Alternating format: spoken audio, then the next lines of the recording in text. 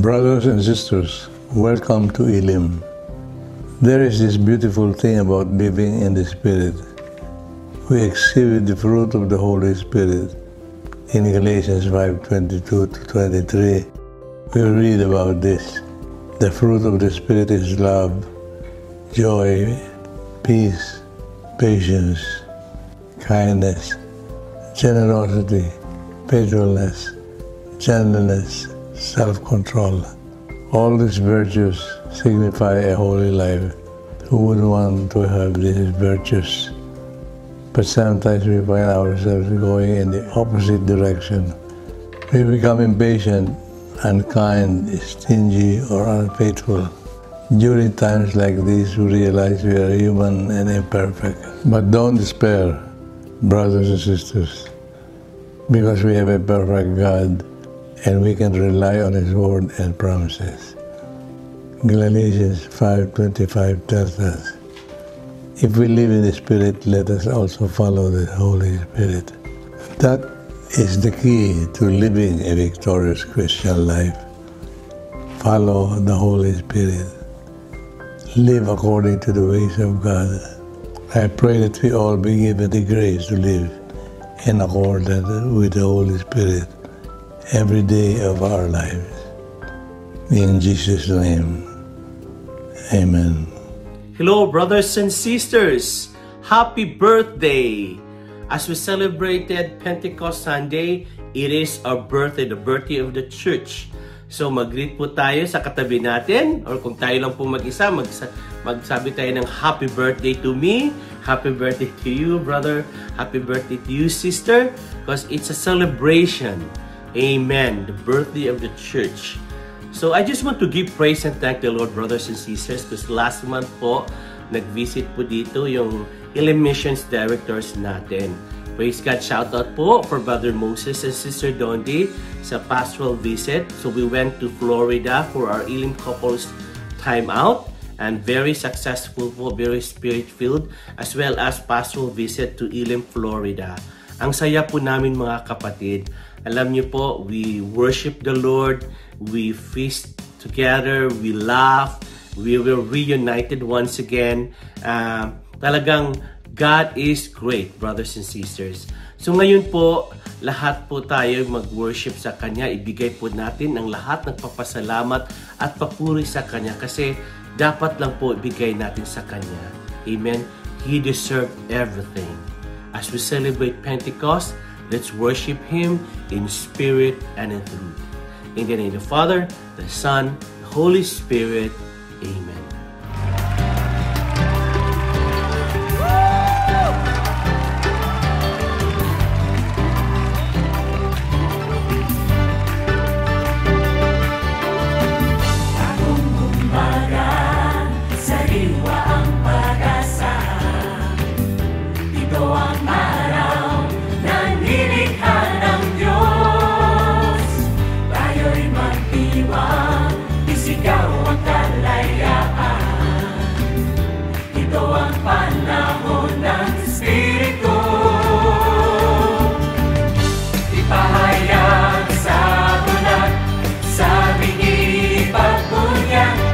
Ang pilay naglalakad.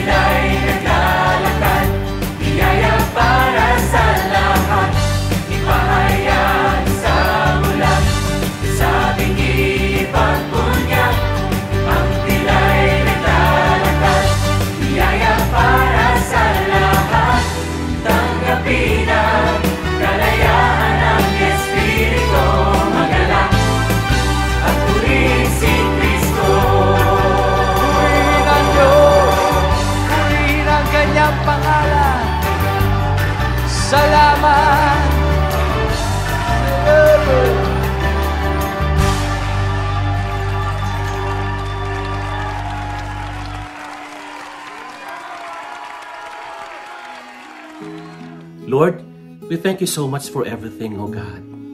Thank you so much for your Holy Spirit to descend upon each and every one of us, dwelling each one of us, O Lord God. And we know and we believe, Lord, with your empowerment, O Lord, Holy Spirit, we can do everything for your greater glory and honor. And our prayer tonight, O God, that you may continue to prepare our hearts, prepare our minds, prepare our souls, O Lord God, for your word, O God, for your instructions, O Lord. We thank you so much, Lord, for our elders. We thank you so much for a teacher of the word, for Elim community, for blessing us even more, O God. And all this, Heavenly Father, we truly ask and pray in Jesus' name. Amen. In the name of the Father, the Son, the Holy Spirit. Amen. Our teacher of the word is a full-time servant of the Lord. Every time siya yung magtuturo sa amin sa US, we had a Zoom gathering. Talagang may excited kaming lahat kasi lagi talaga kaming may matatanggap na galing kay Lord. So mga kapatid, let's welcome our teacher of the word, Sister Lori Lina.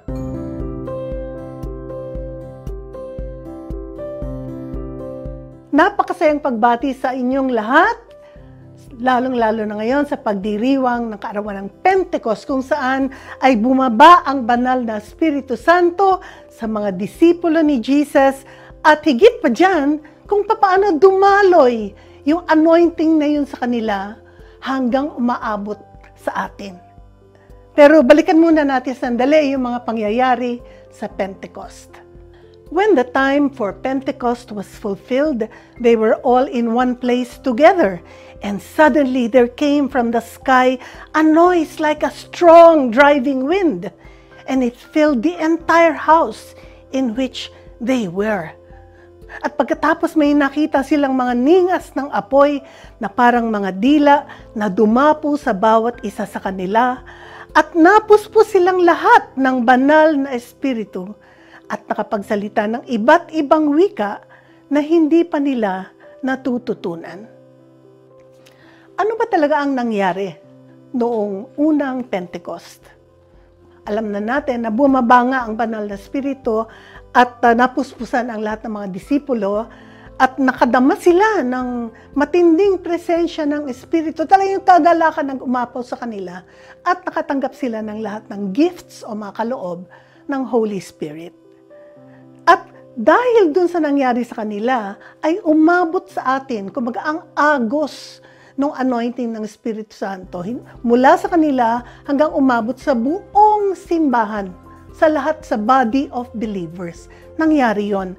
At dahil doon, sa pamamagitan ng mga pangyayaring iyon, ay nabuksan ang pagkakataon na ang bawat binyagan, katulad natin na binyagan tayo with water, ay meron na tayong opportunity na mabaptize in the Holy Spirit.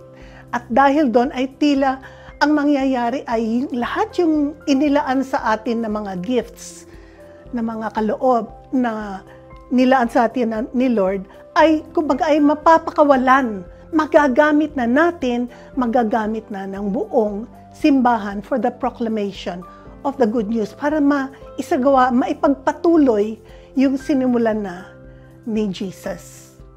Anong epekto nito ngayon sa atin? Number one is the everyday, all presence of the Holy Spirit with us. Araw-araw, 24/7, kasama natin ang Holy Spirit. Every all nga daw eh. Tinignan ko sa dictionary, ibig sabihin, total everything. Walang iniwan.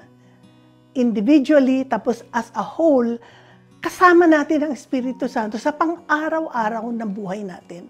Ang epekto dyan sa atin, pabaguhin niya tayo. We will become new. We will become a new creation. Kung ano man yung mga kailangan nating gawin o mangyari sa atin upang tayo ay maging banal at katanggap-tanggap sa Panginoon, assignment ng Holy Spirit yun at tayo naman ay dapat nagko-cooperate every day. Every moment.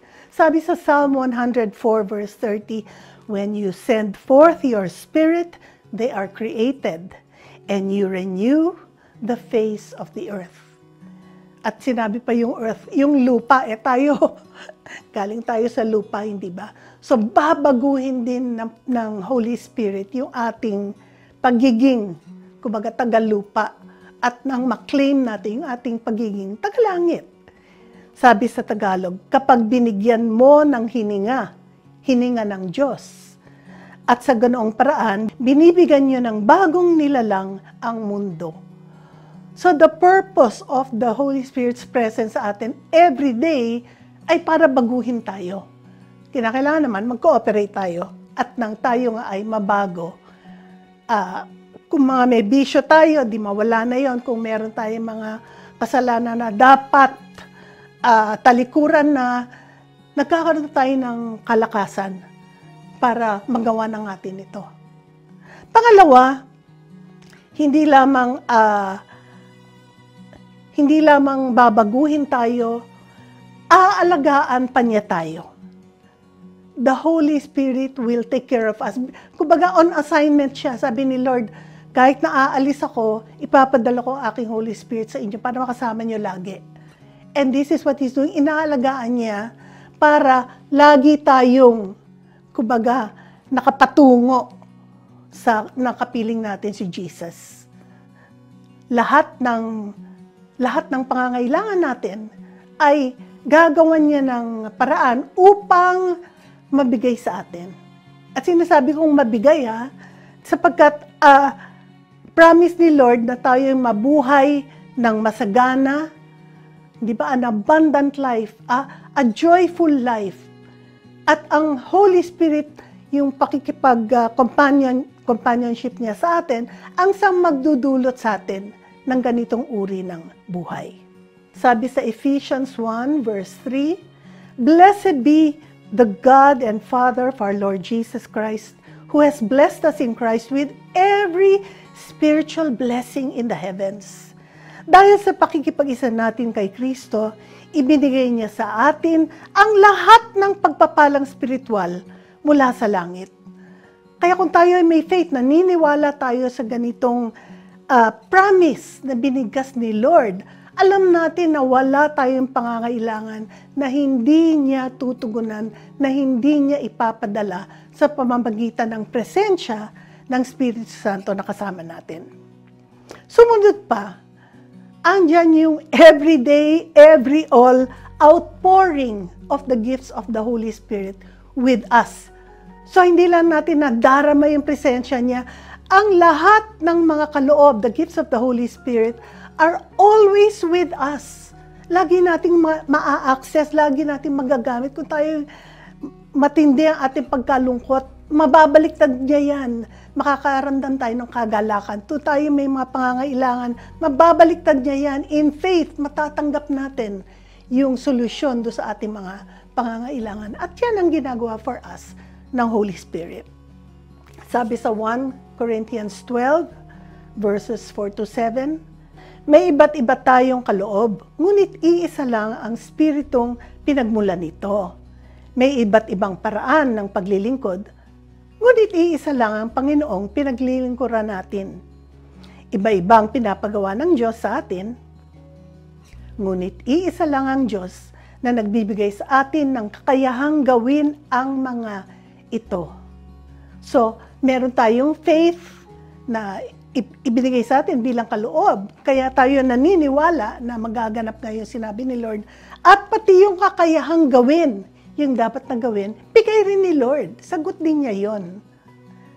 Ang bawat isa ay binigyan ng kakayahan na nagpapakita na sumasa kanya ang banal na spirito upang makatulong siya sa kapwa niya mananampalataya. So malinaw, sabi ng Holy Spirit, yung mga gifts natin ay gagamitin, di lamang pang sarili natin, ngunit upang magamit para sa mga kapwa. So, in this case, kung ano man yung gifts mo, according to 1 Corinthians 12, verses 8-11, meron tayong expression of wisdom, merong expression of knowledge, gift of faith, gift of healing, gift of mighty deeds, gift of prophecy, gift of discernment of spirits, varieties of tongues, interpretations of tongues, at marami pa. Marami pang mga gifts. Gifts of leadership, gift of administration, gift of helps. Mga kaloob na nagagamit na pinagsama-sama natin yung ating mga gifts ay nagkakaroon ng matinding, kumbaga, pagkilos ng body of Christ upang maparami pa ang maengganyo into the kingdom. Sabi rin sa 1 Corinthians 12:11, one and the same Spirit produces all of these, distributing them individually to each person as He wishes. Iisang Espiritu lang ang nagbibigay ng lahat ng ito at ipinamamahagi niya sa bawat tao ayon sa kanyang kagustuhan. Ngayon, andyan na, no? Sa pamamagitan ng Pentecost, alam natin the Holy Spirit is with us here 24/7, every day. Ano ngayon ang dapat natin gawin? At so meron akong mga nilistang ilang bagay dito. Number 1, kilalanin natin ng personal at malalim si Holy Spirit. Andiyan kasi siya eh. Kung sa pagkakilala natin kay Jesus, pagkaalam natin at pagkakilala kay Father God, dapat ganun din. Dahil sa ang Holy Spirit, ang siyang kasama natin ng pang-araw-araw, andito siya sa katabi natin. Kung ano man ang ginagawa natin, andyan siya at handang alalayan tayo upang sa bawat kilos natin, we are going in the direction of the kingdom of God. Kinakailangan masanay tayo na kinakausap siya. Kinukonsulta siya sa ating pang-araw-araw na ginagawa. Pagising sa umaga, Lord, Holy Spirit, ano ba yung gusto mong gawin ko ngayon? Di ba? Kung meron tayo mga agenda na mga dapat gampanan sa araw na yan, Lord, Holy Spirit, paano ko ba gagawin itong mga ito? Paano ang pagkilos ko? Bigyan mo na ako ng direksyon at ng hindi ako magkamali at masagawa ko ayon sa gusto ni Lord. Kinakailangan din, bigyan natin ng time for reflection. Suriin natin ang Bible at ang dami-daming mga references at kwento dyan tungkol sa Holy Spirit para higit natin siyang makilala. At hindi lang doon, suriin natin, give time for reflection, pero gawin din nating bahagi ng ating panalangin. Yung mga words of Scripture, mga salita ng Diyos na iniwan sa atin upang ito nga ay bigyan tayo ng kapangyarihan, power from on high para magamit natin sa ating araw-araw na pagkilos. Kapag tayo yung nagdadasal, let us give praise not just to Father God, not just to His Son Jesus, let us give praise to the Holy Spirit. Kasi sa pamamagitan niyan, higit natin siyang makikilala at higit natin siyang, kumbaga, literally dahil malapit siya, makakalabit na natin siya. At higit nating mapapalalim ang relationship natin sa kanila.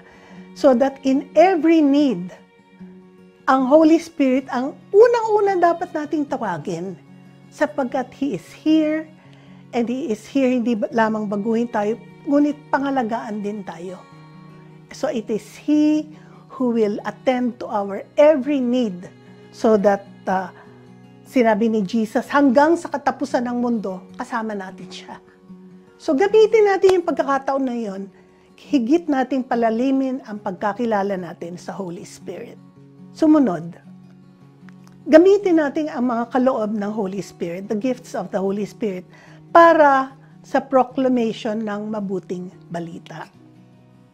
Hindi lang, ang mga gifts ay hindi lamang dapat para, halimbawa, gift of healing, hindi para tayo yung gumaling. Ngunit para ma-share natin yung healing sa iba. Huwag tayo matakot mag-pray over sa iba. Hindi naman tayo nagpapagaling eh. It is the Lord na nagpapagaling. It is the Holy Spirit. Ang kinakailangan lang ay pakawalan natin, sabihin natin yung mga words of power na siyang ipinagkaloob sa atin para madala ang gift of healing sa iba. Huwag tayong matatakot mag-pray over sa iba. Dapat ay ma-share din natin ang mga pagbabago o mga miracle na naganap na sa buhay natin sa ibang tao sapagkat sa pamamagitan nito ay napapaniwala sila.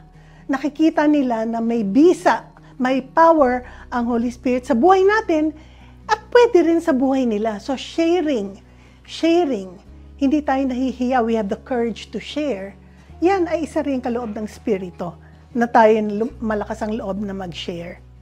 We want to use the gifts of the Holy Spirit para i-bless ang kapwa, i-bless ang iba, i-bless, or we use the gifts of the Holy Spirit para maging bahagi ng pagkilos ng proclamation of the good news sa buong simbahan, hindi pansarili lamang. 1 Corinthians 12 verse 7 and verse 12 to 13, sabi diyan, ang bawat isa ay binigyan ng kakayahan na nagpapakita na sumasa kanya ang banal na spirito upang makatulong siya sa kapwa niya mananampalataya. So this is the gift of witnessing, telling the others ano ba yung ginawa ni Lord sa buhay natin. At pangalawa, ang katawan ng tao ay binubuo ng maraming parte, ngunit iisa pa rin katawan. Ganoon din sa ating mga mananampalataya ay siyang katawan ni Kristo. Tayong lahat ay nabautismuhan na sa iisang espiritu upang maging isang katawan. At iisang espiritu rin ang tinanggap nating lahat. So, importante that we make ourselves useful, hindi lamang to use the gifts of the Holy Spirit, pero mag-contribute tayo sa pagkakaisa, pagbubuo, the unification of the body of Christ. Na yan ang assignment ng Holy Spirit. I-gather us, i-gather tayo para tayo maging iisa sa ating pagtanaw at pagtugon sa plano ni Lord for us. At pangatlo, ang pangatlong dapat nating gawin ay, I think dapat ay hanapin natin kung nasaan ang Holy Spirit at doon tayo maglagi o manatili. Diba? Alam naman natin that it is in the companionship of fellow believers na nakakahanap tayo ng dagdag na lakas, dagdag na faith, na be-build up tayo in strength, in faith, in courage. So, saan natin mahahanap itong mga lugar na ito? Number one, syempre, kung saan may prayer meeting. I'm sure, kung saan may prayer meeting, nandun ang Holy Spirit. Kasi sama-samang sumasamba, sama-samang nakikinig sa salita ng Diyos. The Holy Spirit is there. Kapag tayo nakakaramdam ng pagkahina, o tayo nagsaserve kay Lord, kinakailangan din mag-infill, mag-flow mulit sa atin ang Holy Spirit. At ito'y maaaring maganap, mapalakas tayo sa pamamagitan ng paghanap natin. Asan ba si Holy Spirit? At doon tayo pumunta. Kaya ang dami-dami nating mga prayer meetings, prayer gatherings, events, koinonia groups, where people come together to study, to pray, to share. Yan ay mga opportunity where we can together find the strength of the Holy Spirit within us. So, Pentecost na, andito na ang Holy Spirit sa atin every day. Gamitin natin ang pagkakataon na ito upang lumalim tayo sa ating relasyon sa Holy Spirit. Gamitin natin yung mga kaloob na binigay niya at take every opportunity. Hanapin natin ang Holy Spirit at sa pamamagitan nun, manatili tayo doon at siguradong alagang-alaga natin ang presence ng Holy Spirit. And we will find ourselves renewed in strength and purpose at isinasagawa natin ang service to the Lord, proclamation of the good news. Thank you so much, Sister Lori, for being God's messenger of His Word tonight. God bless you even more. Elim Community's vision is to help spread the good news to all of the earth. If you want to take part in this work of evangelization, please give your tithes, love offerings, and donations to any of the following accounts.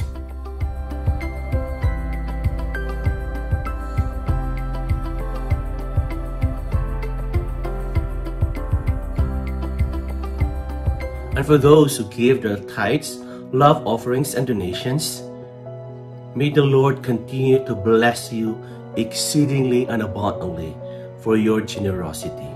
In Jesus' name, amen. Prayer to the Lady of Elim.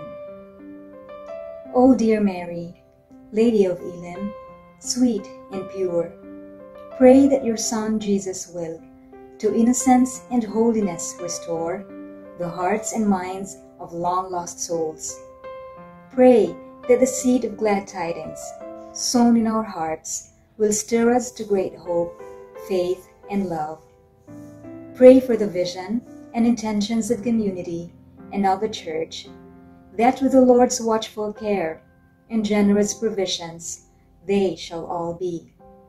Pray that a polluted world and all institutions will, from a powerful outpouring of the latter rain, experience the blessings of fresh, living water, a renewal of the Spirit, and healing of our land and of all nations. Hail Mary, full of grace, the Lord is with you. Blessed are you among women, and blessed is the fruit of thy womb, Jesus. Holy Mary, Mother of God, pray for us sinners, now and at the hour of our death. Amen. Hail Mary, full of grace, the Lord is with you. Blessed are you among women, and blessed is the fruit of thy womb, Jesus. Holy Mary, Mother of God, pray for us sinners, now and at the hour of our death. Amen. Hail Mary, full of grace, the Lord is with you. Blessed are you among women, and blessed is the fruit of thy womb, Jesus. Holy Mary, Mother of God, pray for us sinners, now and at the hour of our death. Amen. Elim Missions Prayer. Lord, I make myself available for the ministry of missionary evangelization on my knees or in the mission field, within our borders or on foreign soil, for a single soul or for the multitudes. Empower me for abundant soul winning. By your Spirit, make me an instrument of your love and mercy, a witness bold and unashamed, and an inspiring bearer of the good news. Send us the laborers, technology, and resources to reach the world. Help us break barriers, overcome obstacles, and penetrate new territories, that all the peoples of the earth may know that you are God and there is no other. And to all those we reach, Lord, raise them up to become your true disciples. Here I am, Lord. Send me. In Jesus' name, Amen. Lord, salamat sa panahong ito, karawan ng Pentecost. Bigyan mo kami, Lord, ng fresh anointing and surrender at hayaan na dumaloy sa amin ang gifts of the Holy Spirit, ang fresh anointing ng Holy Spirit. At, Lord, bigyan mo kami ng maraming pagkakataon upang maipaagos namin sa kapwa pa, sa lahat ng nangangailangan, ang power at presence of the Holy Spirit. At ito po ay samot dalangin namin sa ngalan ni Jesus. Amen. Malapit na po tayo matapos, mga kapatid. Just to remind everyone, Excellence Conference 2025, open na for registration. So mag-avail po tayo sa early registration, discounted rates, as well as group rates. Alam niyo, mga kapatid, Excellence Conference, ito yung panahon po na magtitipon-tipon lahat ng Elim Communities dwellers ng buong mundo. Doon po tayo magtipon sa Elim Global Headquarters sa New Manila, Quezon City. Napakasaya po, mga kapatid, para tayo magre-reunion doon. Amen? So, marami pong salamat sa pagtangkilik sa episode na ito. Just to remind everyone, please share this. It's gonna be recorded in FB as well as in YouTube para po maraming marating po makarinig sa salita ng Diyos. Amen? So, marami pong salamat. See you next week and God bless you all. Stay safe. Bye-bye!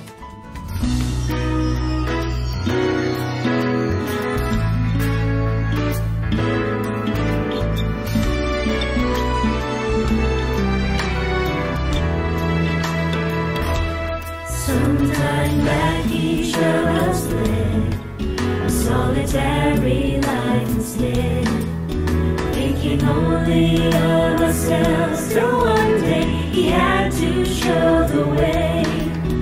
Now the past doesn't really matter, for we all have found a home with one mind and one heart, where Jesus is our Lord.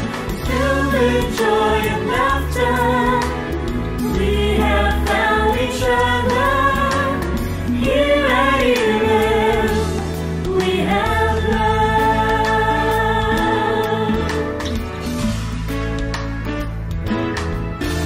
As we wander through the desert, seeking for a total rest, we have found a place of happiness where we all could be refreshed. Now the past doesn't really matter, for we all have found a home with one mind and one heart, where Jesus is our Lord. Filled with joy and laughter, we have found each other. Here at Elim, we have love. Together we join our hands to sing, let's preserve the unity as we serve the Lord.